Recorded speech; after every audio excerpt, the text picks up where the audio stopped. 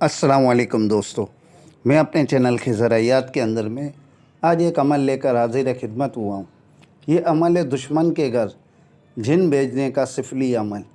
अमल में आगे बढ़ने से कबल उन दोस्तों से कहूँगा जिन दोस्तों ने मेरा चैनल सब्सक्राइब, लाइक और शेयर नहीं किया तो कर दे, ताकि मेरी हर आने वाली वीडियो आप तक पहले पहुँच सके। चलते अपने अमल की तरतीब की जानिब। इस अमल की तरतीब इस तरह से है कि आप बरोज़ हफ्ते के दिन आपको शमशान घाट जाना होगा। रात के वक्त जब मुर्दा जल जाए तो उसकी राख आपको उठा के लानी है, और उसी रात, हफ्ते वाली ही रात, आपको पुरानी कब्र से मिट्टी लानी है। अब ये दोनों चीज़ें लाकर आपके पास एक कफ़न का कपड़ा पहले से मौजूद होना लाजमी है। ये नहीं कि कफ़न वाले से लें, मार्केट से कफ़न का कपड़ा लेकर एक या आधा गज़ का टुकड़ा ले लें। जब आप ये टुकड़ा वगैरह ले लें, अब आपके पास कब्र की मिट्टी, शमशान घाट की राख और कफ़न का कपड़ा, अब ये तीनों चीज़ें मौजूद है। अब आप कल जिस्म व लिबास भी पाक व साफ़ होना चाहिए, और जिस कमरे में आप ये अमल करेंगे वो भी कमरा पाक व साफ़ होना चाहिए। अब उस कमरे के अंदर में सबसे पहले आप सिफली सरफ़ उमार कर दें। अब सिफली सरफ़ उमार 7 बार पढ़ने के बाद अब आपका मुंह मशरिक़ की जानिब कर दें, और वो जो कफ़न का टुकड़ा है उसके ऊपर आगे जो स्क्रीन पर आपको तिलस्म नज़र आएगा वो आपको बनाना है।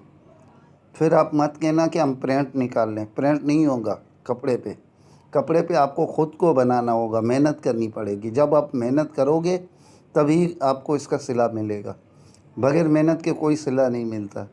अक्सर दोस्तों को मैंने देखा यही कहते आ रहे हैं कि हम नक्श का प्रिंट निकाल लें या तावीज़ात का प्रिंट निकाल लें। भाईजान, अगर प्रिंट निकालना है तो फिर तावीज़ात वगैरह क्यों लिखते हैं? जाके फ़ोटो कापियाँ कर लिया करो किताब उठाकर और दे दिया करो। भाई मेरा उसके अंदर कुछ भी नहीं होता है। बाज़ औक़ात तो नक्श भी गलत होते हैं, क्योंकि आपको पता नहीं होता है। पहले तो आप कभी भी ऐसी चीज़ें हों तो उसको आप चेक कर लिया करें कि कहीं गलती तो नहीं है, जिसकी वजह से फिर आप पर भी रिज्जत वगैरह हो जाती है। तो बराए मेहरबानी ये तिलस्म आपको कफ़न के कपड़े पर लिखना है काले पॉइंटर से। अब आप काला पॉइंटर से लिखने के बाद उसका आप पुतला बना लेंगे। अब पुतला बनाने के बाद वो दोनों मिट्टी, जो कि एक शमशान की राख है, दूसरी कब्र की मिट्टी है, अब उस पुतले में आप भरना है। इसे अच्छी तरीके से भर लें। अब भरने के बाद अब आप उसका पुतला बनाकर सी दें, और किसी तरह से भी मुमकिन हो आप ये दुश्मन के घर दफन कर दे पुतला। अगर ना हो तो उसके घर के करीब ही किसी चौराहे पे दफन कर दे। अगर ये भी मुमकिन ना हो तो आप किसी पुरानी 2 कब्रों के दरमियान दफन कर दें। मगर एक बात याद रखें कि जिस वक्त आप ये तिलस्म लिखेंगे या नक्श होगा आगे स्क्रीन पर आएगा, उसके नीचे उस शख्स और उसकी माँ का नाम लिखना लाजमी है। फिर उसके ऊपर लिख दे कि फ़िलाँ बिन फ़िलाँ के घर जिन्नात मुसल्लत हो, या उस शख्स के ऊपर हो। जो भी आप चाहते हो उसी तरीके से आप लिख देना। अब लिखने के बाद आप इसे 2 पुरानी कब्रों के दरमियान दफन कर दें, या किसी वीरानी जगह जहाँ जिन्नात का डेरा हो वहाँ दफन कर दें, या फिर उसके घर में दफन कर दें।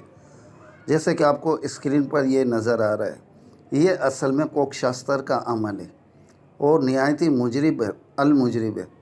तो मेरे भाई, बिला वजह किसी पर इसी तरह से छोटी छोटी बातों में आकर इस तरह के काम मत करना, क्योंकि ये ऐसे सिफली अमल बहुत ही तेज़ होते हैं।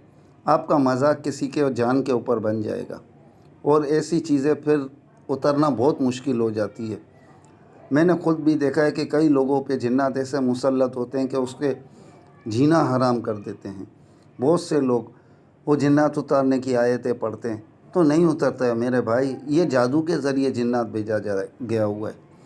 एक तो जिन्नात होता है कुदरती, जो दरख्त के नीचे या कहीं पेशाब करते वक्त जिन्नात लग जाता है, या कि उसकी बैठक की जगह पर हम गंदगी कर देते हैं, वो जिन्नात तो चले जाते हैं, मगर भेजा हुआ जिन्नात नहीं जाता है। بہت مشکل سے جاتا ہے، یعنی کہ سمجھو خون کے آنسو رلا دیتا ہے، کیونکہ میں نے بہت سے ایسے واقعات دیکھے اور میں نے خود نے علاج کیے، میری بھی حالت بری کر دیتے ہیں۔ تو برائے مہربانی اب چھوٹی باتوں میں آ کر کسی پر اس طرح کے عمل مت کر دینا کہ جس کی وجہ سے اس کا جینا حرام ہو جائے۔